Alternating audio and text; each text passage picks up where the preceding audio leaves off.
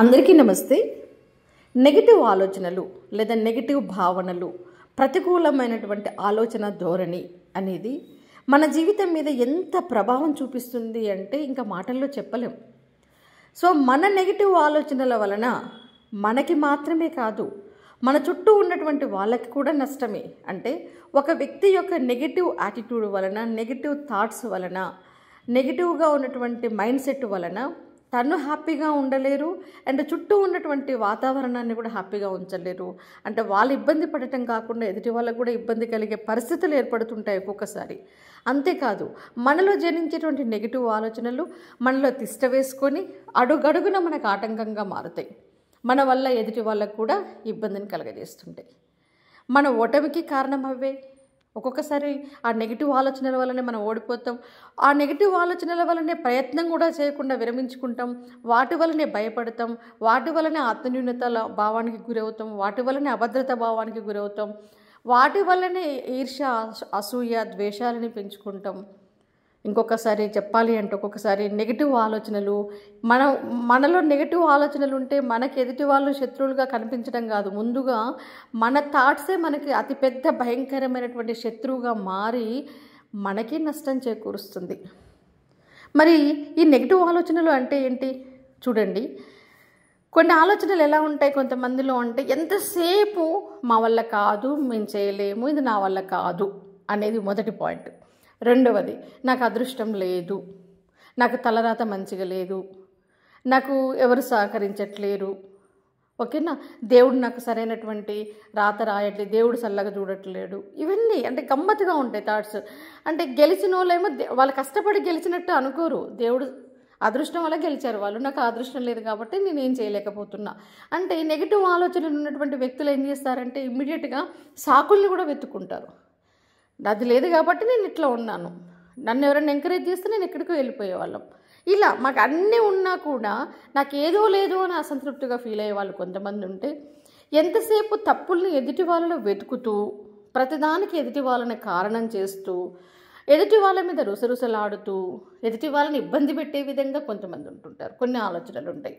ఏదైనా జరిగింది అంటే ఇది నీ వల్ల జరిగింది, ఏదైనా ఫెయిల్యూర్ ఎదురైందంటే ఇది నీ వల్ల, ఏ చిన్న ఇబ్బంది కలిగినా ఇది నీ వల్ల అంటే ఎదుటి వాళ్ళని కూడా నెగిటివ్గా మాట్లాడుతూ, ఇదొక రకమైనటువంటి ఆలోచన ధోరణి. అయితే ఇంకొంతమంది ఎదుటి వాళ్ళలో ఎంతసేపు నెగిటివ్ యాంగిల్స్నే వెతుకుతుంటారు.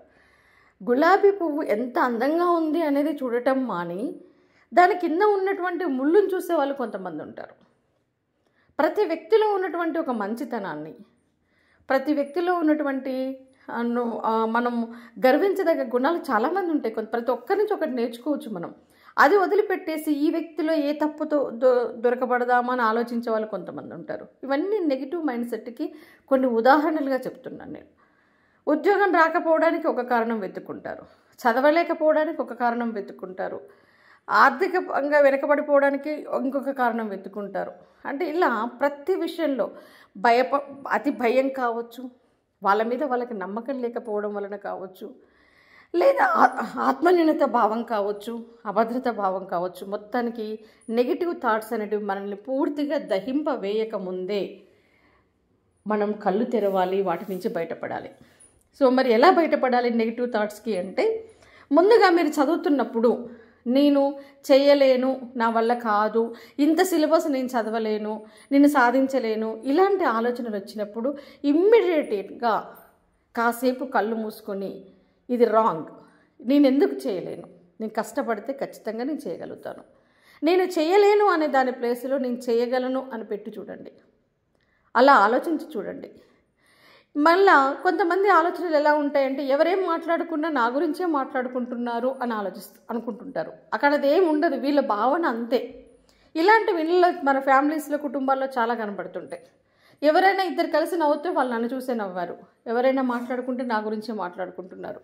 గుర్తుపెట్టుకోండి, ఒకవేళ మీ గురించి వాళ్ళు మాట్లాడుకున్నా మీరు ఫీల్ అవ్వాల్సిన అవసరం లేదు. ఈ ప్రపంచంలో ఎవరు బిజీ వాళ్ళకుంది. వాళ్ళేం మాట్లాడుకుంటున్నారో అని మీరే ఊహించుకొని దాన్ని భూతద్దంలో చూసి మీరు నర్వస్గా ఫీల్ అయిపోయి వాళ్ళ మీద శత్రుత్వం పెంచుకోవడం కాదు. నిజంగా వాళ్ళు మీ గురించి మాట్లాడుతున్నారు అని తెలిసినా కూడా టేక్ ఇట్ ఈజీ, మాట్లాడితే మాట్లాడుకోనియండి. అలా ఉండాలి మన మైండ్ సెట్. ఎదుటి వాళ్ళని మనం ఎంతగా పట్టించుకుంటే మనల్ని అంతగా ఆడుకోవడానికి ప్రయత్నం చేస్తారు. కాబట్టి అలా నిజంగా మీ గురించి వాళ్ళు ఏమైనా గాసిప్స్ మాట్లాడుకున్నా, మీ బ్యాక్ మాట్లాడుతున్నా కూడా మీరు వినిపించుకోనట్టుగా, పట్టించుకోనట్టుగా వదిలేస్తే ఇక మీ గురించి క్రమక్రమంగా మాట్లాడడం మానేస్తారు. మీరు ఎంత ఉడుక్కుంటే వాళ్ళకంత బూస్టప్ ఇచ్చిన వాళ్ళు అవుతారు. కాబట్టి మీరు ఉడుక్కోవడం బంద్ చేయాలి.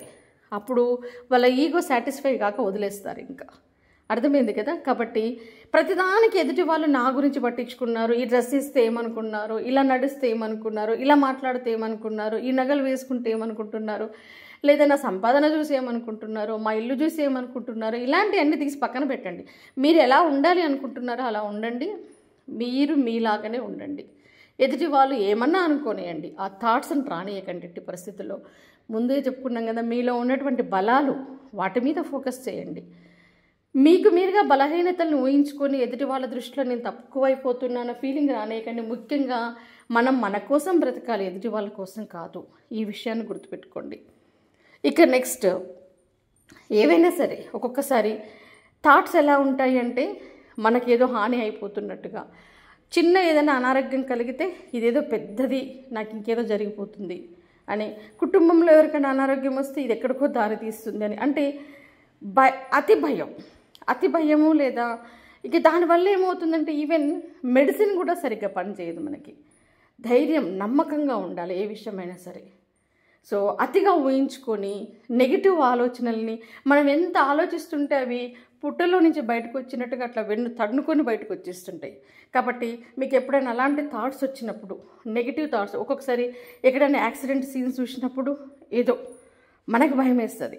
ఎక్కడన్నా ఎవరికన్నా ఏమైనా అయింది అంటే, ప్రమాదం జరిగిందంటే ఇమ్మీడియట్గా మనకు ఇలాంటి థాట్స్ వచ్చినప్పుడు ఏం చేయాలంటే స్టాప్ అని మీ మనసుకు మీరు గట్టిగా చెప్పుకొని మైండ్ని డైవర్ట్ చేయండి. వేరే దానికి మీదకి మళ్ళించండి. మీకు ఇష్టమైన సంగీతము, ఇష్టమైనటువంటి మాటలు, మీ ఇష్టం, మీకు ఏదైతే ఇష్టమో అటువైపు డైవర్ట్ చేయండి. లేదా దేవుడి మీదకి, మీరు దైవభక్తి ఉంటే భగవంతుడి మీదకి డైవర్ట్ చేయండి.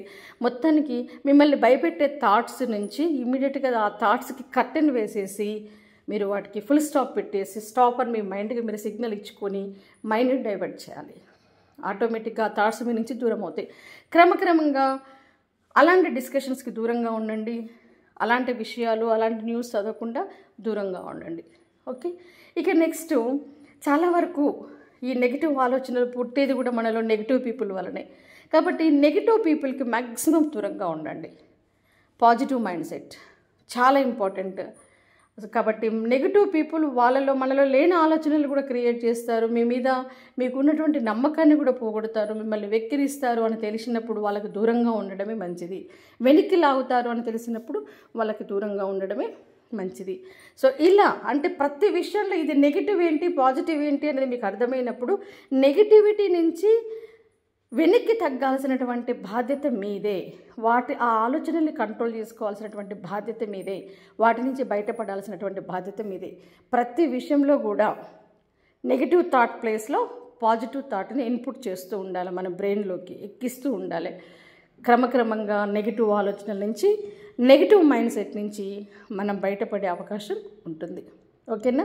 సో కాబట్టి అంత పాజిటివిటీని డెవలప్ చేసుకుంటే మనం హ్యాపీగా ఉంటాం, మన చుట్టూ ఉన్నటువంటి వాళ్ళని హ్యాపీగా ఉంచుతాం. కాబట్టి ఈ క్షణమే మీలో ఉన్నటువంటి నెగిటివ్ ఆలోచనలకి, నెగిటివ్ మైండ్ సెట్కి ఫుల్ స్టాప్ పెట్టేసి కంప్లీట్గా వాటిని ఓవర్కమ్ చేసి బయటకు వచ్చే ప్రయత్నం మొదలు పెడతారు అని ఆశిస్తున్నాను.